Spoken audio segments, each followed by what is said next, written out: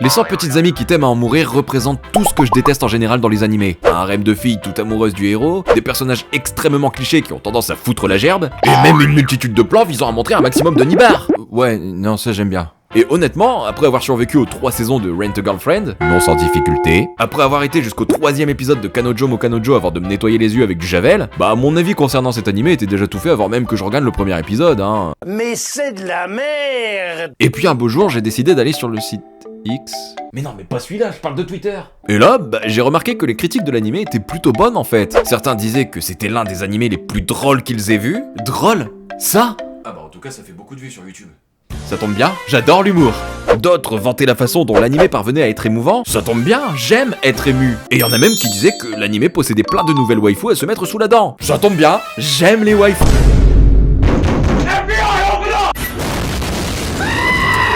Enfin bref, du coup, après avoir vu tout ça, j'ai donc décidé de lancer le premier épisode. Et là, bah, y a beaucoup de choses à dire sur cet animé, hein. Beaucoup de choses à voir aussi.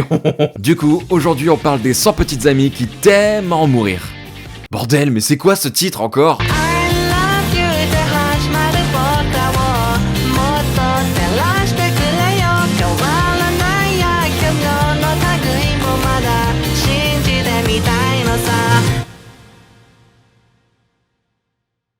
Aijo Rentaro. Son nom ne vous dit peut-être rien, son apparence vous laisse sûrement croire à un collégien tout ce qu'il y a de plus normal, mais en réalité, ce garçon est sans doute le plus gros charreau qu'il est possible de rencontrer. Ouais, parce que faut savoir que Rentaro n'a qu'un seul désir, trouver une meuf. Ah bah moi au collège, mon plus grand rêve c'était d'obtenir toutes les parties d'Exodial Maudit, lui c'est juste de Ken. Vous le sentez maintenant le choc des générations? Nous à l'époque on lisait le journal de Mickey, aujourd'hui les mômes c'est le journal de Nickey qui lisent.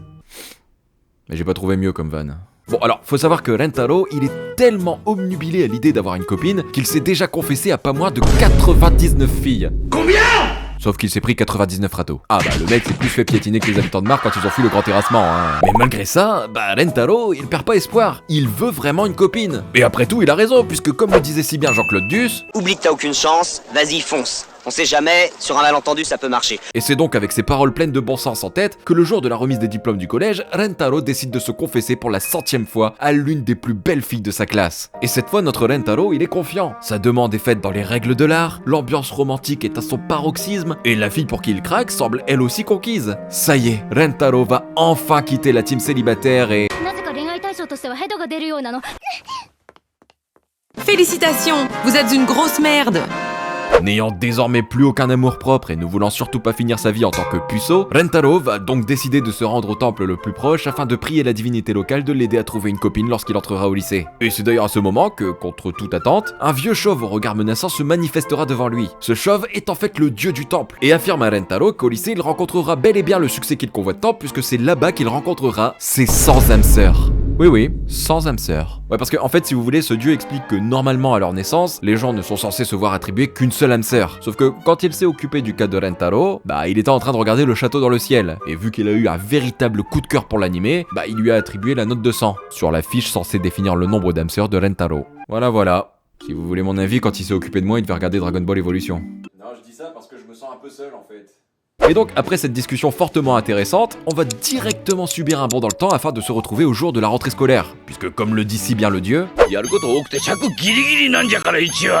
あれ原作にあった神様のセリフないけどカットされたってなったら困るじゃろわしが先を急ごう Sans doute la remarque la plus pertinente que vous verrez de tout l'animé, soit dit en passant. Et c'est donc à ce moment que Rentaro va rencontrer ses deux premières âmes sœurs. La première, une tsundere qui a du mal à affirmer pleinement ses sentiments, et l'autre, une fille aux mensurations quelque peu exagérées, qui elle, pour le coup, se montre extrêmement tactile. Tellement tactile qu'il lui faudra à peine 5 minutes après le coup de foudre pour se jeter sur Rentaro. Attendez, mais l'animé se passe au Japon ou au Bois de Boulogne là, je comprends pas trop. Le truc c'est que Rentaro, il craque pour les deux. Bah ouais, parce que qui dit âme sœur dit forcément sentiment réciproque. Et alors ce qu'il faut savoir, c'est que plus tôt, le dieu lui a affirmé que si jamais Rentaro refusait les avances d'une des 100 filles qu'il est censé rencontrer, alors cette dernière mourrait sur le champ. Et c'est donc avec cette information en tête que Rentaro, il va décider de sortir avec les deux en même temps. Alors bon, on sait que les japonais peuvent se montrer tordus en termes d'animé. Mais là, faire une romance avec un héros qui sort avec 100 filles en même temps sans que ça pose problème à personne, faut pas déconner. On sait très bien que les filles qui sont amoureuses de lui n'accepteront jamais une telle humiliation.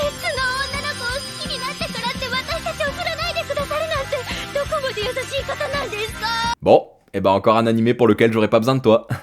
Vous l'aurez donc compris, Rentaro est le plus gros tchad que l'histoire de l'animation japonaise n'ait jamais connu. Même Alexis Chen, à côté, il fait pas le point. Hein. Puisque plus les épisodes vont passer, et plus Rentaro va introduire de nouvelles copines à son harem, tout en forçant ses autres petites amies à accepter ses choix. Il va passer du temps avec chacune d'entre elles, les choyer à tour de rôle, il va même toutes leur rouler des grosses galoches, parfois même en même temps. Ah, Rentaro, ça va devenir votre héros d'animé préféré, je vous le dis. Et alors, je sais très bien qu'à l'issue de ce synopsis, vous êtes sûrement en train de vous dire que l'animé n'a absolument aucun sens. Et honnêtement, je suis totalement d'accord avec vous. Mais en vrai, quand on s'attarde un peu sur ce que raconte vraiment l'animé et qu'on creuse un peu plus dans le scénario principal de l'œuvre, bah au final, on se rend compte qu'en fait, c'est assez mauvais.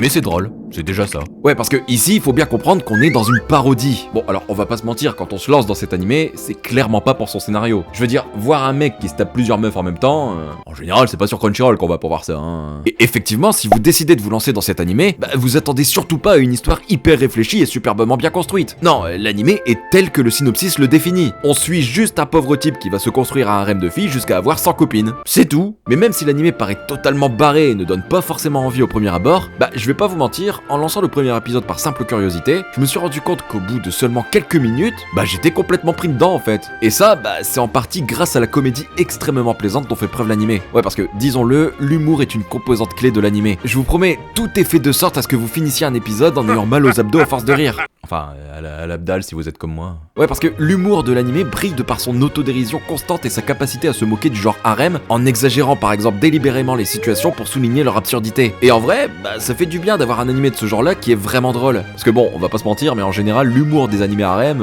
ah bah il est aussi plat que la directrice adjointe. Meilleur personnage de tout l'animé, soit dit en passant. D'ailleurs, la légende raconte que ce petit blondinet est devenu président après ses études.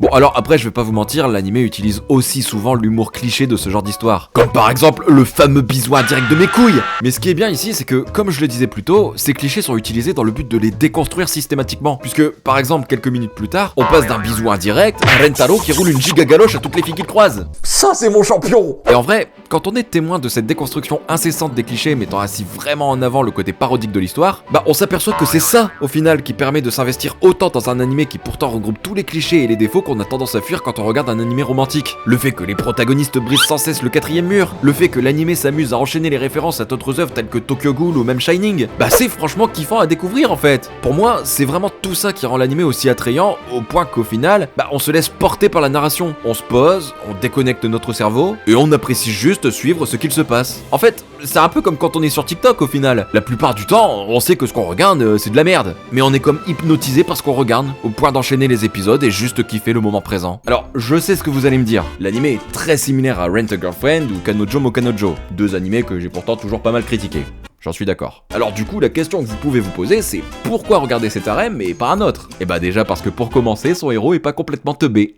Bon alors, j'ai rien du tout contre les gens qui regardent Rent a Girlfriend ou Kanojo mo Kanojo, hein, sachez-le. Mais que vous aimiez ou non ces animés, avouez que Kazuya et Naoya sont vraiment les plus gros trous du qui soient. Entre un qui loue des petites amies juste pour combler un profond manque affectif, et l'autre qui hésite pas à harceler la fille qu'il aime afin qu'elle finisse par accepter de sortir avec lui pour la tromper juste après. Et du coup, quand j'ai commencé les 100 petites amies qui t'aiment à en mourir, bah je vous avoue que j'ai eu peur. Je voyais venir le héros profondément idiot. Mais en fin de compte, quand on regarde l'animé, on se rend compte que Rentaro, c'est pas totalement une ordure en fait. Alors, ok, il gère plus de meufs que Adé Laurent. Ok, il normalise le polyamour. Mais si on regarde bien, ses décisions sont avant tout guidées par des motivations plutôt altruistes en vrai. Rentaro, il est conscient que rejeter les sentiments de ses prétendantes, bah ça signifierait condamner ses filles à un destin tragique. Et il s'engage donc à les sauver de cette fatalité. Fatalité qui l'arrange très certainement, hein, on va pas se mentir. Au-delà de cette mission de sauvetage, Rentaro se montre véritablement soucieux du bien-être de chacune de ses petites amies. Il ne minimise jamais leur traumatisme ou leur souffrance et n'hésite même pas à se mettre en danger ou à s'impliquer dans des situations inconfortables pour leur venir en aide. Son approche, elle est pas celle d'un séducteur superficiel, mais celle d'un protecteur et d'un compagnon attentif. Et le truc qui m'a beaucoup plu chez lui, pour être honnête, c'est son engagement à créer une harmonie au sein de son groupe de petites amies. Il encourage sans cesse les liens d'amitié et de respect mutuel entre elles, ce qui est plutôt rare pour un héros d'harem. Faut dire qu'en général, leur cerveau se trouve dans leur slip. Alors, Rentaro, il est conscient d'être un giga chanceux, hein. Avoir une multitude de copines pour lui tout seul, bah c'est un peu le fantasme inavoué de tout homme, hein.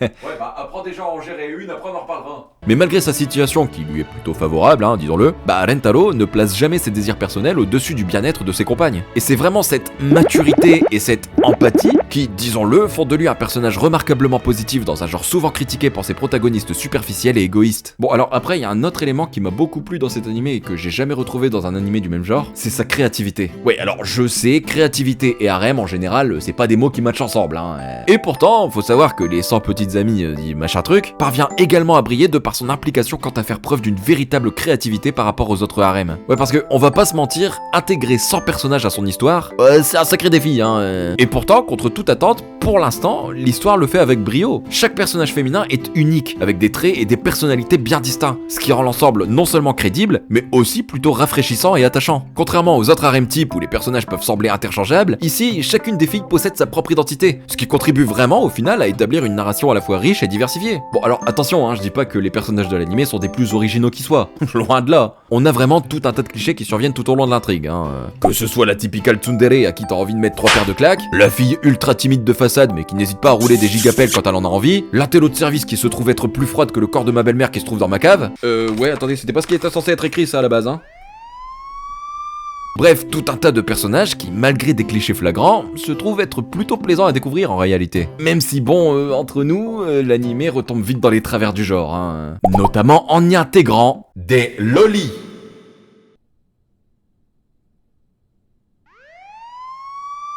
Mais bon, rassurez-vous, parce que l'animé nous fait bien comprendre que cette loli est en terminale, donc plus vieille que Rentaro. Et si jamais, comme moi, c'est son physique qui vous pose problème, ne vous en faites pas non plus à ce propos, puisque l'auteur a une idée des plus brillantes afin de trouver une solution pour remédier à ce problème. Une potion magique qui, quand elle l'ingurgite, la transforme en une sorte d'actrice de film pour adultes.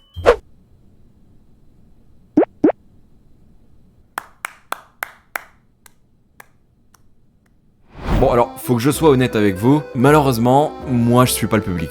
Ah bah je vais pas vous mentir, ce genre d'animé de base c'est pas ma cam hein. Non en vrai, j'ai passé un bon moment en regardant les 8 épisodes actuellement dispo, mais le fait est que ça tourne très vite en rond, on va pas se mentir. Et personnellement, même si je suis le premier à vanter les mérites de l'animé et à comprendre pourquoi certaines personnes pourraient apprécier cette œuvre, quitte à attendre plus longtemps que la fin de One Piece pour voir apparaître la dernière petite amie, bah personnellement je me suis très vite lassé en fait. Je pense que cet animé est principalement destiné à tous ceux qui de base n'ont rien contre les harems exagérés et les comédies un peu potages qui n'ont pas de réelle intrigue et qui se laissent regarder sans prise de tête. Lui par exemple il se prend pas la tête. En vrai c'est pas du tout mauvais hein, mais c'est pas complètement exceptionnel quoi. Ah au final ça reste un harem en fait. Du coup bah j'ai drop. Ah bah je suis désolé mais que voulez-vous, moi je suis trop accro à la bagarre pour continuer un tel animé. Ça commençait à manquer de bourre-pif là. Enfin bref, j'ai pas grand chose à ajouter pour être honnête avec vous. Je voulais juste faire une vidéo sur cet animé parce que je sais que comme moi, beaucoup d'entre vous ont une phobie absolue des harems. Le truc c'est que pour une fois, là on a vraiment un animé qui fait un réel effort pour se démarquer des œuvres insipides qu'on a l'habitude de voir. Alors pourquoi pas le mettre un peu en lumière et faire des vues,